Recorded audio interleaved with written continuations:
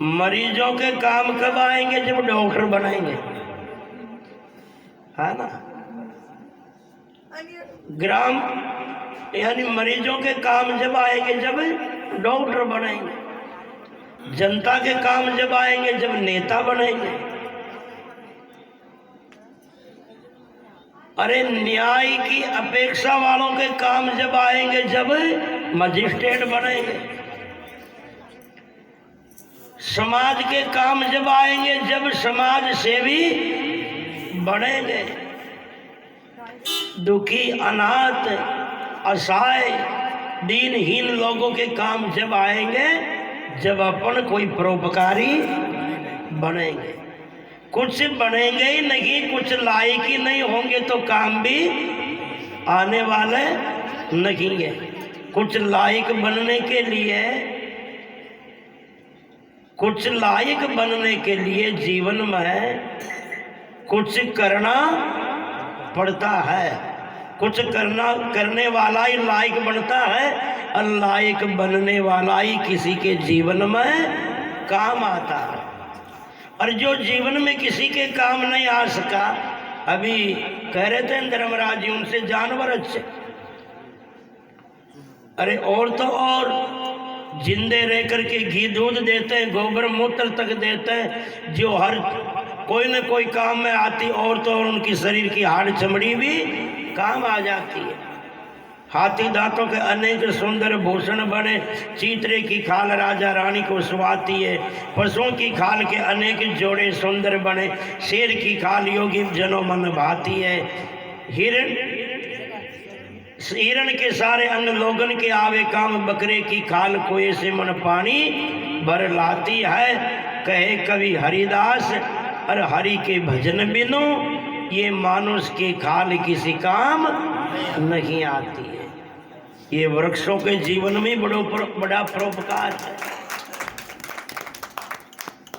यानी कुछ लायकहीन प्राणी से तो वृक्ष अच्छे हैं। क्यों? नर से गणा गुणवान, धरण में देखा तरवर, करे पराया मान, अचल रे जैसे गिरवर। फल देवे छाया करे, लकड़ी आवे काम, मानुष तेरी देह की, और कोडी बटेन छदाम। कोडी बटेन छदाम निकाले जल्दी घर से, राम बख्श कर ध्यान काज क्या मूर्ख नर से। विद्यार्थियों के काम जब भी आएंगे अध्यापक बनेंगे। अज्ञानियों के लायक जब भी अज्ञानियों के काम जब भी आएंगे जब ज्ञानी बनेंगे। और प्राणी मात्र के लिए काम जब भी आएंगे जब अपन सज्जन भक्त और सत्संगी बनेंगे। प्राणी मात्र के कल्याण के काम जब भी आएंगे पर सज्जन भक्त और संत सत्संगी बनेंगे। इसलिए जीवन में कुछ ना कुछ बनना सीखें, कुछ ना कुछ जीवन में बनने का प्रयास करें। और ये प्रयास का नाम ही आत्मज्ञान है। आत्मज्ञान की पहली सीढ़ी यही है। आत्मज्ञान का अर्थ होता है अपने आप को जानना। और अपने आप को जानना यानी स्वयं का निरीक्षण करना, स्वयं को समझना, खुद को पहचानना, अपने विषय में चिंतन होना, अनुसंधान होना, अन्वेषण होना, ये आत्मज्ञान है। लोग क्या कर रहे हैं ये जरूरी नहीं है, मैं स्वयं क्या कर रहा हूं। लोग क्या करेंगे ये जरूरी नहीं है, मुझे खुद को क्या करना है। दुनिया किस दिशा में जा रही है ये जानना जरूरी नहीं है, मेरी जिंदगी की दिशा क्या है ये आत्मज्ञान है। लोग अपने खेतों में क्या बोएंगे ये जरूरी नहीं है, मुझे अपने खेत में क्या बोना है, क्या पैदा करना है ये जरूरी है। और बोलो दूसरे के खेत की, अभी कह रहे थे धर्मराज जी कि ये कर्म खेत, ये जीवन कर्म की खेती है। तुलसी काया खेत में, मन वच कर्म किसान, पाप पुण्य दोई बीज है और बोई सो लहे निधान। ये मनुष्य जन्म कर्म भूमि है, ऐसी रची विधाता स्वर्ग मोक्ष की दाता, ये कर्म भूमि माता रे, ले जा कुछ खरी कमा के, इतना तो करना बंदे इस भरत खंड में आके, इतना तो करना बंदे इस भरत खंड में आके। इसलिए अपने को क्या बोना है।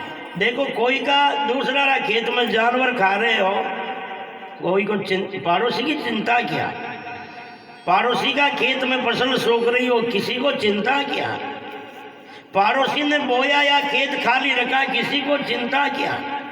अपने स्वयं की खेती की, अपने खेत की चिंता है ना।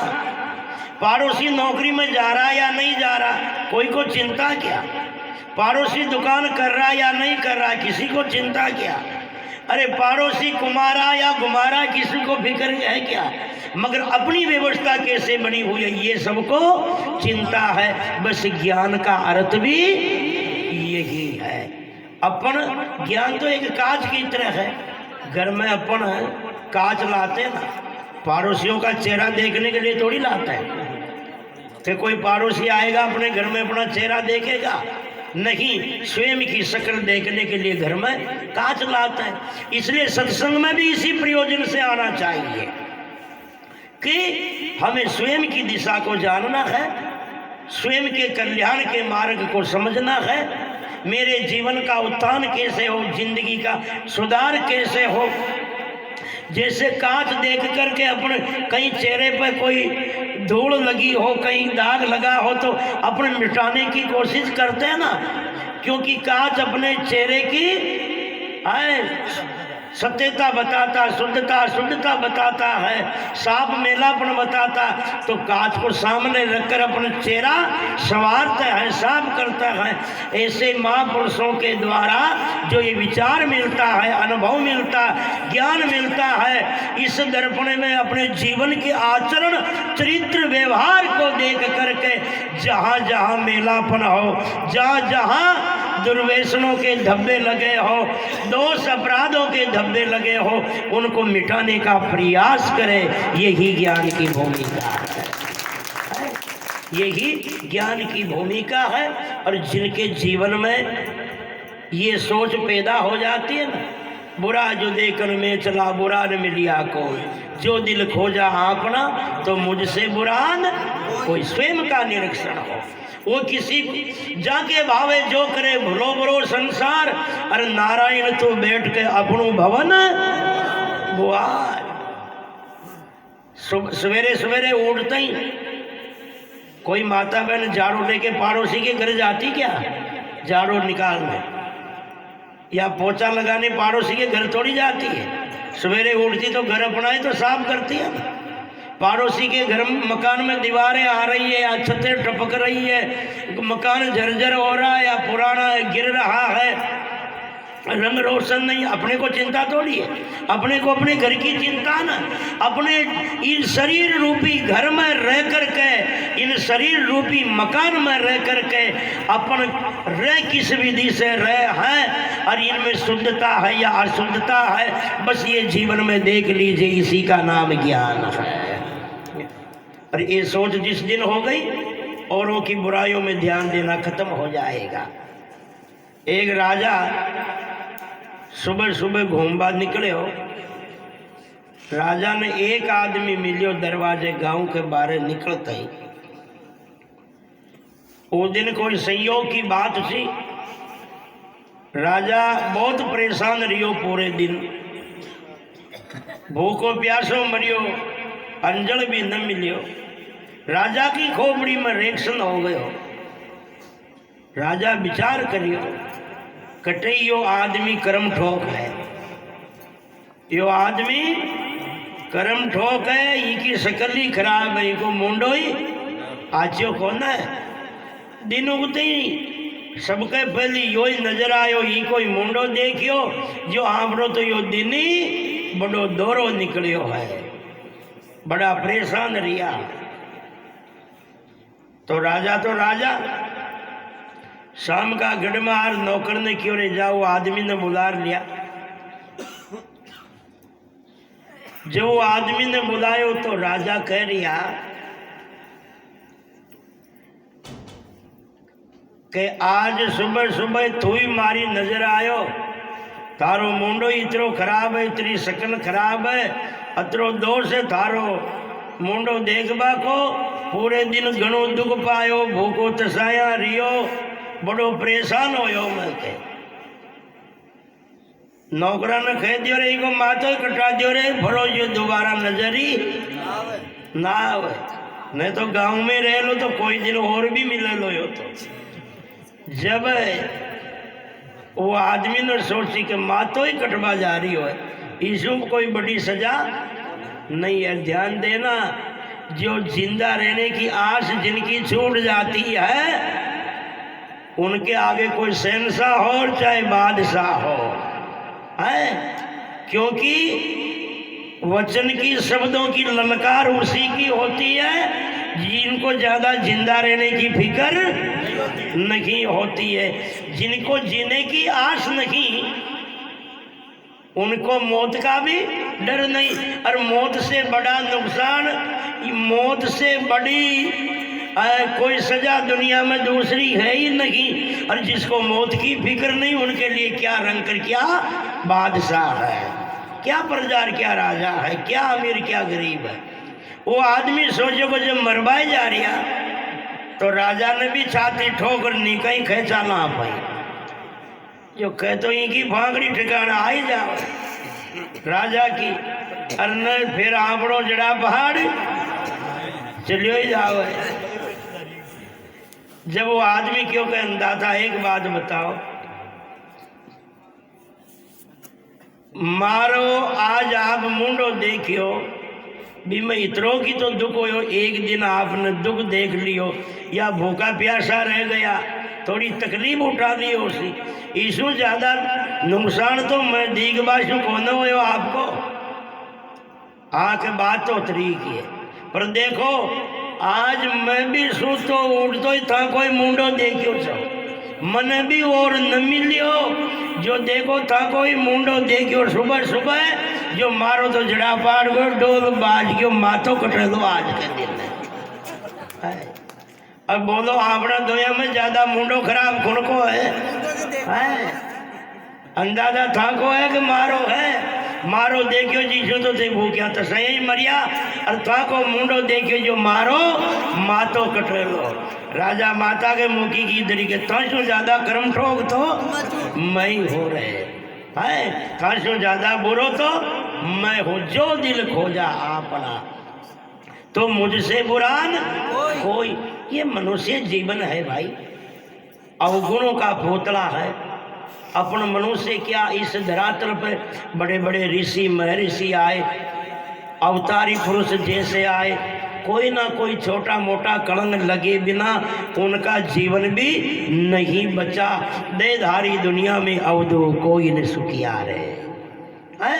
इसलिए राम कृष्ण जैसे आए, फिर भी कोई न कोई कलंक तो जीवन में लगा है। महात्मा केशवदास लिखते एक पद, एक छंद में, कंचन में यही दोष वासना न धरी नाथ, और कस्तूरी में यही दोष रूप हो न पायो रे। राम जी में यही दोष मृग की शिकार गए, और रावण में यही दोष सीता हर लायो रे। कुंती में यही दोष कंवारी के करण भयो, और गांधारी में यही दोष कोरव कुल पायो रे। कहते हैं केशवदास, और दोष हो न पायो काश, पर एक एक दोष हरि सबके लगायो रे। एक एक दोष हरि सबके लगायो। गांधारी न जानियो इन आंधारी में आम है, कौरवा न जानियो इन पांडवों में राम है, ऋषि गौतम न जानियो इन कोकड़े में तोत है, और रावण न जानियो सीता हाथ मेरी मौत है। अरे ये रुतब की बात संतो रुतब में ही होता है। इसलिए कहा कि कंचन में यही दोष वासना ने धरी नाथ। सोना को रूप तो कितना सुंदर बनायो है, पर उनमें खुशबू नहीं है। जिसो रूप सोना के धरियो रखियो, अगर इनके साथ साथ खुशबू भी रख दे तो भगवान तो का नाम लटकार भरता दे। कोई शंका हो जाओ जी मुई कुछ का लीजिए है, अरे कोई काना में गला में लटका रहा तो सोना ने फिर अंधारा में खुशबू आ जाती गई यो आ रही हो से फिर घूम बाका रहता है। कंचन में यही दोष वासना न धरी नाथ, कस्तूरी में यही दोष रूप हो न पायो रे। कस्तूरी कितनी महंगी हो है, यानी एक ही शक्कर कितनी सुंदर है, और फिर भी 1 क्विंटल शक्कर भी 2 ग्राम कस्तूरी के बराबर भी न हो सके। चाहे सुंदर है शक्कर पर कीमत कम है, और चाहे काली है कस्तूरी पर कीमत ज्यादा है। कस्तूरी में यही दोष रूप हो न पाए।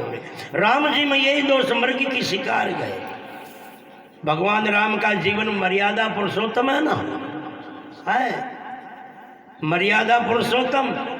देखो अभी संस्कारों की बात कर रहे थे ना धर्मराज जी, मर्यादा का जीवन देखना है ना, भगवान राम का जीवन देखो। प्रातः काल उठे रघुनाथा, मात पितु गुरु नवावई माथा। संस्कारों का शुभारंभ यही से होता है। भगवान राम पहले उठते, माता को प्रणाम करते, पिता को प्रणाम करते, फिर अपने गुरुदेव को नमस्कार करते, फिर अपनी देने की व्यवस्था जो होती वो संभालते। कितने पढ़े लिखे हैं आज की पीढ़ियों के, कितना सवेरे उठते उठते ही कौन बालक माँ बाप को प्रणाम करता है। स्कूल जाने से पहले या घर में आने से, नौकरी से पहले जाने से पहले कितने प्रणाम करते हैं।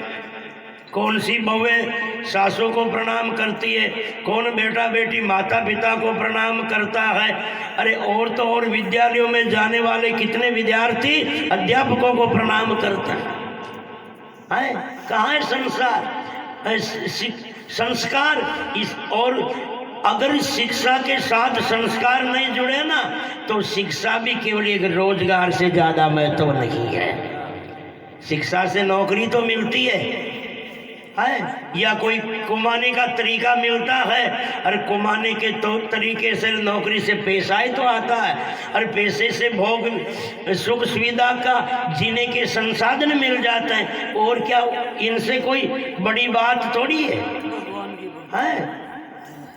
इनसे कोई बड़ी बात थोड़ी है। मैंने एक बाबा साहब की किताब में पढ़ा था, एक बाबा साहब ने एक पढ़ने वाले को पूछा कि बोल तो पढ़ता क्यों है। बाबा साहब एक पढ़वा वाला बालक ने कह दिया कि ये बात बताओ पढ़ता क्यों है। उन्होंने जवाब दिया नौकरी के लिए। फिर बाबा साहब कह रहे नौकरी क्यों चाहिए। पैसे कमाने के लिए।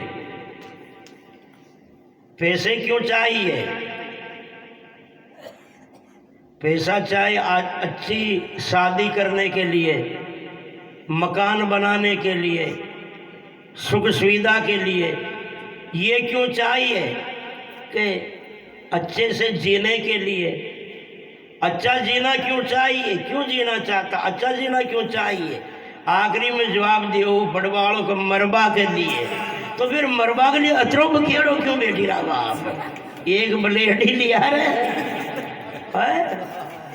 मरबा के लिए अतरो बखेड़ो कहीं को, इतनो जंजाल कहीं को, इतनो परिश्रम कहीं को। जब सोच में ही है कि अपने को जी के मरना ही है तो फिर इतनी कहीं की परेशानी है। जीने के लिए जीवन नहीं, जीवन जीने के साथ साथ किसी को जीवाने के लिए भी जीवन हो।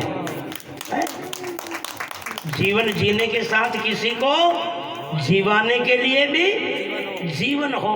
इसलिए अरे ये संस्कार शिक्षा के साथ ना जुड़े ना, ये पाश्चात्य संस्कृति की शिक्षा न, विदेशों की शिक्षा। आजकल इन शिक्षा को अधिक महत्व देना हो गया, और अपने देश के लोगों की दृष्टि में अपनी भारतीय शिक्षा के बजाय विदेश की शिक्षा ज़्यादा महत्व वाली हो गई। इसलिए पढ़ाना है तो इंग्लिश मीडियम में है, ज़्यादा महत्व देना तो अंग्रेजी शिक्षा को। अब अंग्रेजी शिक्षा में माता पिता से बतलावा को तरीको भी याद न हो, जिंदगी भर पढ़ते ही रहो चाहे। न तो उनमें सभ्यता है, न उनमें संस्कृति है, न उनमें संस्कार है। हाँ, आज की दुनिया में ये शिक्षा भी जरूरी है, मगर इन शिक्षा के साथ साथ भारतीय शिक्षा भी, सभ्यता की शिक्षा भी जरूरी है। अगर वो हिंदी साहित्य भारतीय शिक्षा के नज़दीक ही नहीं आएगा, अगर वो पढ़ेगा ही नहीं, तो जीवन में माँ को माँ, पिता को पिता, और बड़े को बड़े, और परिवार के पदों वाले को सभ्यता और मर्यादा से बोलना भी नहीं सीखेगा है? इसलिए शिक्षा भौतिकवाद की, देखो शिक्षा संस्कार से नहीं जुड़ी तो कितना गलत है शिक्षा का। शिक्षा भौतिकवाद की केवल भर दे पेट, बहु ऐसो आराम के, और साधन कर दे सेठ, साधन कर दे सेठ, पेट दुनिया में कर दे, दुनिया कहे हजूर, और हुक्म को नौकर सर दे। यही खत्म है मामला। पर भावी भला न कर सके शिक्षा बिन गुरु दीक्षा, भारती पूर्ण सुख दे अध्यात्म शिक्षा है। भौतिकी विज्ञान सुविधा देता है, मगर आध्यात्मिक ज्ञान शांति देता है। ये विदेशी शिक्षाओं ने इतनी निष्ठा रख दी, इतना के कर्तव्य रख दिया, इतनी के मर्यादा और संस्कार रख दिया जीवन में। एक ही बाप के एक ही लड़को, और वो पढ़ लिख कर विदेश में जार इंजीनियर बनियो। जब उनकी माँ शांत हुई और बाप फोन करियो, बेटा थारी माँ शांत हो गई, इनको क्रियाक्रम संस्कार में आनी पड़ी था। बड़ो कहता कहता फोन करता करता तो आयो, बहाना बना तो फिर भी जिश्यान तश्यान संस्कार करियो। और जब वो क्रियाक्रम से फ्री हो और पाँचों जाबा लागियो, बाप की करुणा बाप की होती है। उनको बाप पिताजी कह रही, अरे बेटा कोई बात न, तो मजबूरी से जैसे तसिया आ गयो ना, तो तारी माँ को क्रियाक्रम आचियो हो गयो, आचियो काम हो गयो, थारे आवास वो हवाई अड्डा में जातो जातो बाप ने कह रियो, पिताजी अब की बार तो मुझे जैसे टाइम निकाल आ गयो, जो माँ को तो काम आचियो हो गयो, और मारो बार बार आबो न हो, साथ को साथ आपको भी करवा लेता तो मन डबल फोड़ाना पड़ता पासा है। माँ को तो कर लियो, पर साथ को साथ आपको भी क्रियाक्रम कर जातो तो मन बार बार आबा में परेशानी नहीं होती है। अरे अभी थोड़े दिनों की पहले की बात है, सहारा इंडिया का मालिक मरा ना, सुब्रत राय है, सहारा इंडिया का मालिक, जिनके बेटे की शादी में 550 करोड़ खर्च किए थे उन्होंने। जिनके बेटे की शादी में 550 करोड़ खर्च किए थे, और उनको अग्नि संस्कार के इंतजार में 2 दिन वो बाप पड़ा रहा, मगर विदेश में रहने वाला बेटा उनको लकड़ी देने के लिए भी नहीं आ सका। समझ जाना चाहिए दुनिया की दौलत की कितनी औकात है, अगर जीवन में संस्कार नहीं है तो, जीवन में धर्म नहीं है तो है। इसलिए कहा है कि भगवान राम का जीवन देखो, जो कितना संस्कारित जीवन, माता पिता को गुरु को प्रणाम करना, और फिर देखो एक बाप के आदेश में आज लोग भगवान राम पर तरह तरह की बातें करते हैं। अरे कहाँ कल के दिन में तैयारियां चल रही है, राम राजगद्दी पे बैठना है, राजा बनना है, इधर से पिता का हुक्म हो गया नहीं राजा नहीं बनना है, तो 14 वर्ष के लिए इस गांव में भी नहीं रहना, जंगल में जाना है। उल्ट कर ये भी नहीं कहा कि मैं क्यों जाऊं जंगल में, मैं राजा बनूंगा, नहीं कहा ना। उल्ट कर, एक मिनट, उल्ट कर ये भी नहीं कहा कि मैं जंगल नहीं जाऊंगा। आजकल की पीढ़ियों में देखो, भाई के सामने भाई चुनाव लड़ने के लिए खड़ा हो जाता है। एक ही सीट में सरपंच के चुनाव हो, भाई के सामने भाई खड़ा हो जाता है, ना वो बैठने को तैयार ना वो बैठने को तैयार, और दोनों में से एक को हारना है, और एक हारना उनके परिवार में इतनी द्वेषता पैदा कर जाता है कि किसी गांव का नाम नहीं लूंगा। एक गांव में दो भाई खड़े हुए थे सरपंच के चुनाव में, अब एक हार गया और दूसरा जीता। वो हारा जिनके द्वेषता बनी, उन्होंने उन द्वेषता के कारण उनके भतीजे को खिलाड़ी की देकर के खत्म कर दिया। इसलिए वो तो पहले हार गया, वो जीतने वाला सरपंच बनकर भी जेल में गया है। एक पद छोड़ने के लिए तैयार नहीं। राम के परिवार का एक मर्यादित जीवन देखो।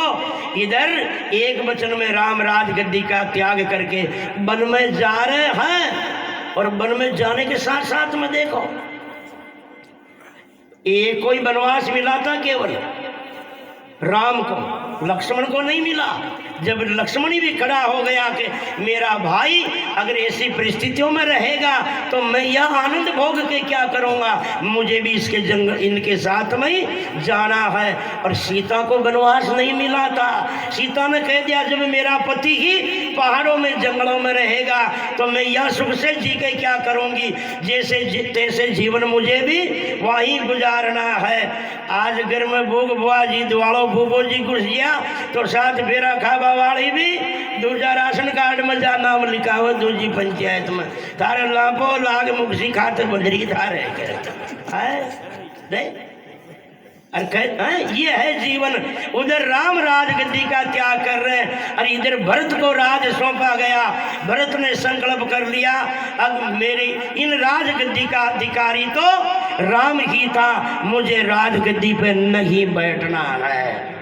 उधर वो बैठने को तैयार नहीं और उधर वो राजगद्दी को संभालने के लिए तैयार नहीं। एक राजगद्दी की दड़ी बना दी है ना, उधर से वो ठुकरा रहे, उधर से वो ठुकरा रहे।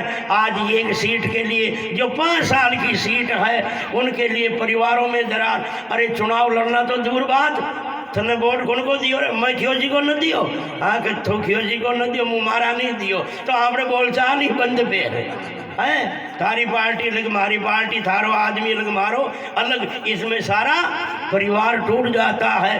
गांव में दरारें पड़ जाती है, समाज में खींचातान हो जाती। ये कहाँ की मर्यादा। और देखो फिर भरत ने देखो आखिरी में भी संकल्प किया कि जब तक मेरा भाई वापस अयोध्या नहीं आएगा मैं इन राजगद्दी पे नहीं बैठूंगा। उन राम की चरण पादुका को रख दी और उनको सिंहासन में रखते थे और वो नीचे बैठे बैठे ही शासन की व्यवस्था संभालते थे। इसे कहते हैं मर्यादा। अरे आजकल राम शूद्रों के विरोधी थे, राम शूद्रों के विरोधी थे। अरे जब केवट की नाव में बैठ कर के राम ने पार किया नदी को, केवट की नाव में बैठ करके पार किया नदी को, तो बोलो उस केवट को गले लगाया कि नहीं लगाया, निषाद भील को गले लगाया कि नहीं लगाया। बड़े बड़े ऋषि अपने आश्रमों की सजावट करके देखते रह गए।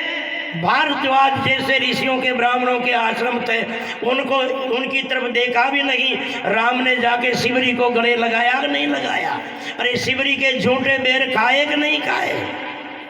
और ये कि शूद्र कुल में वेश्या के पेट से पैदा होने वाले के चरणों में शीश झुकाए कि नहीं झुकाए। वशिष्ठ ऋषि को गुरु माना कि नहीं माना।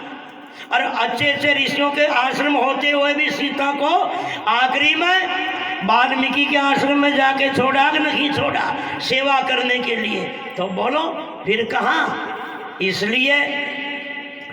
इसलिए कहा, मगर एक ही कलंक लग गया जीवन में। क्या कलंक। इतने महान पुरुष होते हुए भी हिरण के पीछे भागना, जबकि उनको हिरण से कोई मतलब ही नहीं था, खाना पीना ही नहीं था, तो फिर उनके पीछे भागे भी क्यों है? और अगर भागते नहीं मारने के लिए तो सीता हरण नहीं होता, सीता हरण नहीं होता तो ये युद्ध भी नहीं होता तो हजारों का मरना भी नहीं होता। राम जी में यही दोष मृग की शिकार गए और रावण में यही दोष सीता हर लाए हो रहे। रावण के बराबर दुनिया में विद्वान नहीं हुआ। उन समय के जितने पंडित थे, आज भी कई प्रतिष्ठा कराई जाती है ना मंदिरों में, तो वो रावण संहिता के श्लोक ही पढ़े जाते हैं। वो श्लोक किनके बनाए हुए हैं? रावण के बनाए हुए हैं।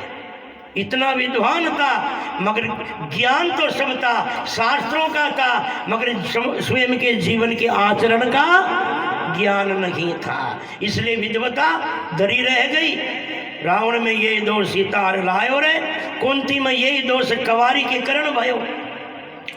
अगर एक ही दोष नहीं होता कुंती के जीवन में, कवारे पने में करण का जन्मना, तो कुंती जैसी मां नहीं थी दुनिया में। क्योंकि राम को वनवास लगा तो कौशल्या नहीं गई साथ, कैकेयी नहीं गई, सुमित्रा नहीं गई, पर पांडवों को 13 वर्ष का अज्ञात वनवास मिला, उसमें कुंती साथ की साथ रही है। कुंती में यही दोष कवारी के करण भयो और गांधारी में यही दोष कौरव कुल खपायो रे। आंखों के पट्टी नहीं बांधती गंधारी, तो गांधारी जैसी भी कोई मां नहीं थी, कोई पत्नी नहीं थी। क्योंकि धृतराष्ट्र तो पहले ही अंधा था और अंधे पति को देखकर गांधारी ने संकल्प किया कि जब मेरा पति नहीं देखता तो मैं भी इनकी अर्धांगिनी हूँ, मैं भी आंखों से बाहर नहीं देखूंगी। बाप बांध और माँ ने आंखों के पाटी बांध ली। अब बेटा सही रास्ते जा रिया कि गलत जा रिया ये ध्यान रहा नहीं, इसलिए कौरव वंश बिगड़ गया और आखिरी में सत्यानाश होना पड़ा है। आंखों के पट्टी नहीं बांधने का दोष नहीं लगता, तो गांधारी जैसी भी मां नहीं थी। इसलिए कहा है, कहते हैं केशवदास, और दोष हो न पायो काश, एक एक दोष हरि सबके लगायो रे। इसलिए मनुष्य जीवन बुराइयों का पुतला है। कोई दोष हो गया, कोई छोटा मोटा कलंकित कोई कार्य हो गया, कोई अपराध हो गया, कोई गुनाह हो गया, ऐसा कोई आचरण हो गया, तो अपना फर्ज ये नहीं कि उसी नाम की झंडी बना ले और उनका प्रचार प्रसार करते फिरे। न जाने अपने तोड़ी की मजाक से, मिस्करी से, किसी की मखौल करने से किसी गरीब का रिश्ता टूट जाए, कोई गरीब बेटे बिना हो जाए, कोई बेटी बिना हो जाए, कोई अपना सुसाइड कर ले, या वो जीवन में एक टेंशन में चीज कर मरता रहे, अपने थोड़े सा कुछ कहने के लिए अपने को मिला भी कुछ नहीं और दूसरा परिवार भी बर्बाद हो गया। ये जीवन में ध्यान देने की बातें हैं, मगर फिर भी कर्म दुर्जनियान का होए ना। मधु इच्छन्ति मक्षिका है, मधु इच्छन्ति मक्षिका और वर्णोर मिच्छन्ति, वर्णोर मिच्छन्ति मधु इच्छन्ति मक्षिका वर्णोर मिच्छन्ति इक्षिका सजना गुण मिच्छन्ति दोष मिच्छन्ति पामरा। हमेशा मक्खी अच्छी चीज में जाके नहीं बैठती है। शरीर में ना धो के सफाई कर रखा हो ना, वहाँ मक्खी नहीं बैठती। जहाँ कोई फोड़ा फुंसी हो वहीं जाके मक्खी बैठती है। इसलिए दुष्टों की भी दृष्टि सदा अवगुण पे रहती है, अच्छे सद्गुणों पे नहीं रहती। अरे जब कहते हैं कि इनको मिलता ही कुछ नहीं तो कहते क्यों नहीं? भाई ओंदरो कपड़ा न काटो तो खाओ को न खदी, क्यों बंसी जी है? ओंदरो कपड़ा न कुतरे ना तो कभी निंगले को न ध्यान देखे देख, जो कभी ओंदरो कुतर वाली चीज न खातो न देखियो है, जब वो कुपड़ा न खावे को न तो फिर उन्हें कुतरे ही क्यों है? बार खारों की भूख भी मिटा ले तो उन्हें, जहाँ तक तो भाई भाइयों को पेट तो भरियो, अपनो नुकसान हो पर उनकी तो भूख मिटी। अब वो खाओ भी कौन न तो फिर कुतरे ही क्यों है? वो कुतरबा को कारण है हमेशा ओंदरे के दांतों में खुजली चलती है, और जितना वो कोई चीज न कुतरे को न दांता की घिसाई हो को न जितना उन्हें शांति मिले को न, इतने ये दुष्टा की खोपड़ी में भी खुजली चलती है। बुराई करवा वाला की खोपड़ी में भी खुजली चालिया करे, जितना कोई की बुराई न करे, चुगली न करे, निंदा न करे, जितना यहाँ की खोपड़ी दिमाग की खुजली भी शांत हो कौन है। देखो सांप किसी को काटता न तो खून चूसता नहीं है, और जब खून चूसता है नहीं तो काटता भी क्यों है? मगर उसका काटना हो जाता है और किसी का मरना हो जाता है। इसीलिए कहा है कोई मधुमक्खी काटती है तो खून थोड़ी पीती है, मगर उनको तो डंक देर वो हो गया रहा बड़ी घनी देर थी बड़लाहटी है न मिटे न। इसी तरह दुनिया में अवगुणी लोग हैं, और इन बातों का जीवन में एक ध्यान करना, अपने आप के जीवन में एक समझना। पहला नंबर का आत्मज्ञान व्यवहारिक काल में यही है, और जो व्यवहार कोई नहीं समझता उनसे आत्मज्ञान बहुत दूर रह जाता। व्यवहार में समझे नहीं तिनको हो इन ज्ञान, करत गनी इंसान को आवत नहीं ईमान। बोलो सदगुरुदेव भगवान की जय हो।